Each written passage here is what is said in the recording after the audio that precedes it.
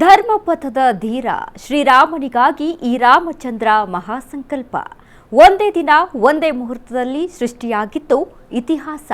ಅಯೋಧ್ಯೆಯಲ್ಲಿ ರಾಮನಲ್ಲ, ಅಂಜನಾದ್ರಿ ಬೆಟ್ಟದಲ್ಲಿ ಶ್ರೀರಾಮ. ಒಂದೇ ದಿನ ಎರಡು ಮಹಾಪುಣ್ಯ ಕ್ಷೇತ್ರಗಳು, ಒಬ್ಬನೇ ರಾಮ. ಇದೇ ಹೊತ್ತಿನ ವಿಶೇಷ. ಅಯೋಧ್ಯ ಟು ಅಂಜನಾದ್ರಿ. ನಾನು ವನಿತಾ.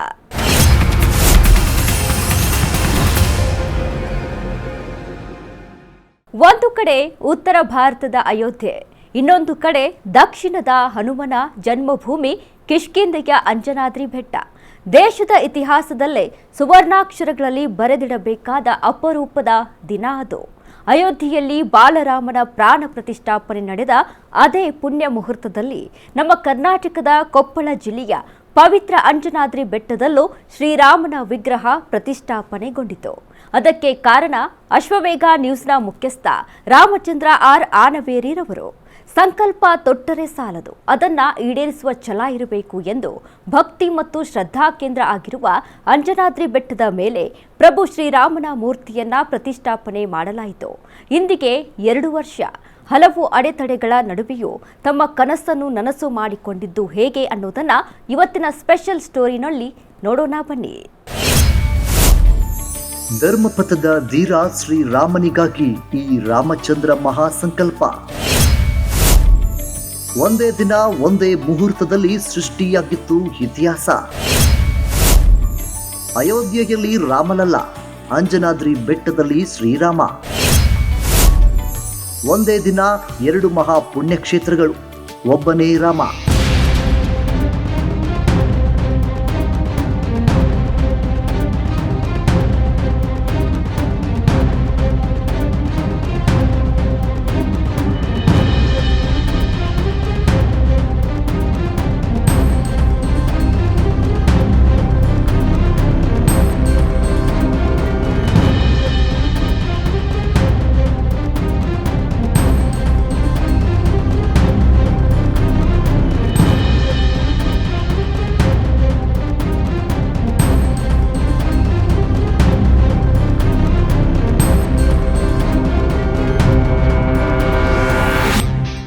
ಹೌದು ವೀಕ್ಷಕರೇ, ಇತಿಹಾಸ ಸೃಷ್ಟಿಯಾಗೋದು ಕೇವಲ ಆಕಸ್ಮಿಕಗಳಿಂದಲ್ಲ, ಬದಲಿಗೆ ಅಪಾರವಾದ ಭಕ್ತಿ ಮತ್ತು ದೃಢ ಸಂಕಲ್ಪದಿಂದ.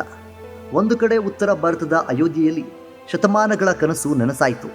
ಇತ್ತ ನಮ್ಮ ದಕ್ಷಿಣದ ಕಿಷ್ಕಿಂಧೆ ಎಂದೇ ಪ್ರಸಿದ್ಧ ಹೊಂದಿರುವ ಅಂಜನಾದ್ರಿ ಬೆಟ್ಟದಲ್ಲಿ ಮತ್ತೊಂದು ಅದ್ಭುತ ನಡೆಯಿತು. ಹನುಮನ ಜನ್ಮಸ್ಥಳದಲ್ಲಿ ಶ್ರೀರಾಮನ ಪ್ರತಿಷ್ಠಾಪನೆ ನೆರವೇರಿತ್ತು.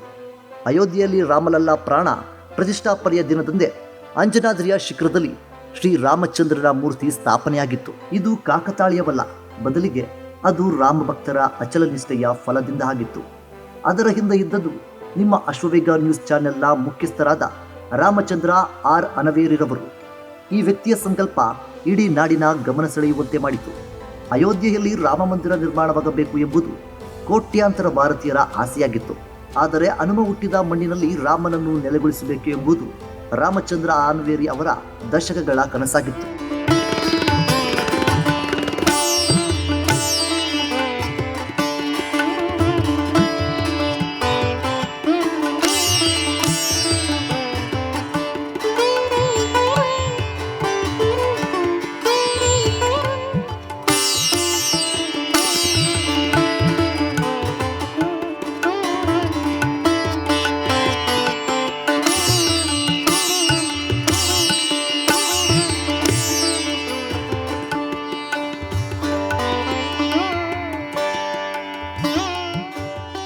ಎಸ್ ವೀಕ್ಷಕರೇ, ಅಯೋಧ್ಯೆಗೆ ಮತ್ತೆ ಶ್ರೀರಾಮನ ಆಗಮನಕ್ಕೆ ಶತಮಾನಗಳೇ ಕಾಯಬೇಕಾಯಿತು.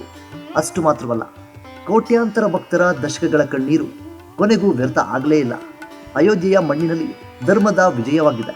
ತ್ರೇತಾಯುಗದ ಮರ್ಯಾದ ಪುರುಷೋತ್ತಮ ತನ್ನ ಭವ್ಯ ಮಂದಿರದಲ್ಲಿ ಬಾಲರಾಮನಾಗಿ ವಿರಾಜಮಾನನಾಗಿದ್ದಾನೆ. ಶ್ರೀರಾಮನವಮಿಯ ಪ್ರಯುಕ್ತ ಇಡೀ ಜಗತ್ತೇ ಅಯೋಧ್ಯೆಯತ್ತ ಮುಖ ಮಾಡಿರುವ ಈ ಹೊತ್ತಿನಲ್ಲಿ ನಮ್ಮದೇ ರಾಜ್ಯದಲ್ಲಿ ಹನುಮನ ಜನ್ಮಸ್ಥಳ ಆಗಿರುವ ಅಂಜನಾದ್ರಿ ಬೆಟ್ಟದಲ್ಲಿ ನೆಲೆಸಿರುವ ಶ್ರೀರಾಮನನ್ನು ಸಹ ದರ್ಶಿಸಿಕೊಳ್ಳಬೇಕಿದೆ.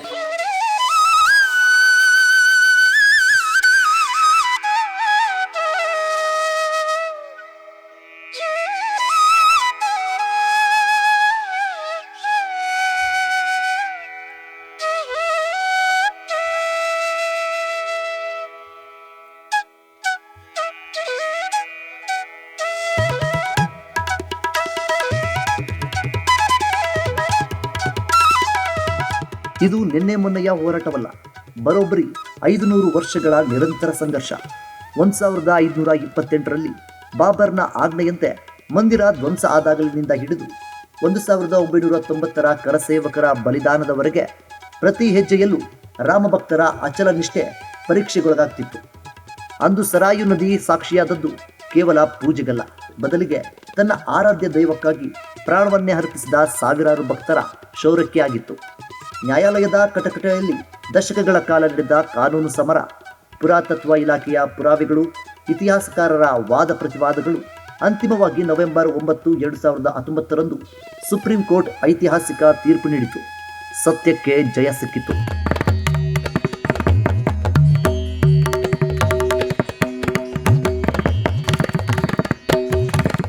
ಕೊನೆಗೂ ಸತ್ಯಕ್ಕೆ ಜಯ ಸಿಕ್ಕಿತು. ರಾಮ ಜನ್ಮಭೂಮಿಯಲ್ಲಿ ಭವ್ಯ ಮಂದಿರ ನಿರ್ಮಾಣಕ್ಕೆ ಹಾದಿ ಸುಗಮವಾಯಿತು. ಇದು ಕೇವಲ ಒಂದು ಕಟ್ಟಡದ ನಿರ್ಮಾಣವಲ್ಲ, ಬದಲಿಗೆ ಭಾರತದ ಪರಂಪರೆ ಮತ್ತು ಸಂಸ್ಕೃತಿಗೆ ಮುನ್ನುಡಿಯಾಗಿತ್ತು. ಜನವರಿ 22, 2024 ಭಾರತದ ಇತಿಹಾಸದಲ್ಲಿ ಸುವರ್ಣಾಕ್ಷರಗಳಲ್ಲಿ ಬರೆಯಲ್ಪಟ್ಟ ದಿನವಾಗಿತ್ತು. ಪ್ರಧಾನಿ ನರೇಂದ್ರ ಮೋದಿಯವರ ನೇತೃತ್ವದಲ್ಲಿ ನಡೆದ ಪ್ರಾಣ ಪ್ರತಿಷ್ಠಾಪನೆ, ಕೃಷ್ಣಶಿಲೆಯಲ್ಲಿ ಕೆತ್ತಲ್ಪಟ್ಟ ಆ ಬಾಲರಾಮನ ಕಣ್ಣುಗಳಲ್ಲಿ ಕಂಡಂತಹ ದೈವಿಕ ತೇಜಸ್ಸು ಕೋಟಿ ಭಕ್ತರ ಮನದಲ್ಲಿ ಭಕ್ತಿಭಾವದ ಅಲೆಯ ಬಿಸಿ.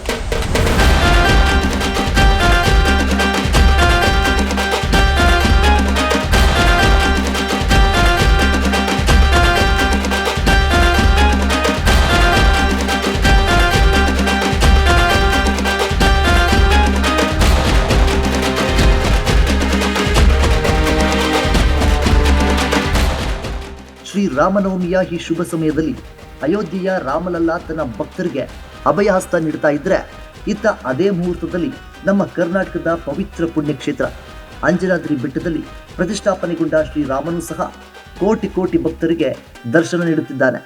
ಅಂಜನಾದ್ರಿ ಬೆಟ್ಟದ ಈ ಧಾರ್ಮಿಕ ಕಾರ್ಯಕ್ರಮಕ್ಕೆ ಸಾಕ್ಷಿಯಾಗಿದ್ದು ಅಶ್ವವೇಗ ನ್ಯೂಸ್ ಮುಖ್ಯಸ್ಥರಾದ ರಾಮಚಂದ್ರ ಆರ್ ಆನವೇರಿ ಅವರು. ಭಕ್ತಿ ಮತ್ತು ಶ್ರದ್ಧೆಯ ಸಂಕೇತವಾಗಿ ರಾಮಚಂದ್ರ ಆರ್ ಆನವೇರಿ ಅವರ ನೇತೃತ್ವದಲ್ಲಿ ಶ್ರೀರಾಮನ ಭವ್ಯ ಮೂರ್ತಿಯನ್ನು ಬೆಟ್ಟದ ಮೇಲೆ ಪ್ರತಿಷ್ಠಾಪಿಸಲಾಯಿತು. ಹನುಮಂತ ಜನಿಸಿದ ನಾಡಿನಲ್ಲಿ ತನ್ನ ಆರಾಧ್ಯ ದೈವ ಶ್ರೀರಾಮಚಂದ್ರ ನೆಲೆ ನಿಂತಿರುವುದು ಭಕ್ತರ ಸಂಭ್ರಮವನ್ನು ಮತ್ತಷ್ಟು ಹೆಚ್ಚಿಸಿದೆ.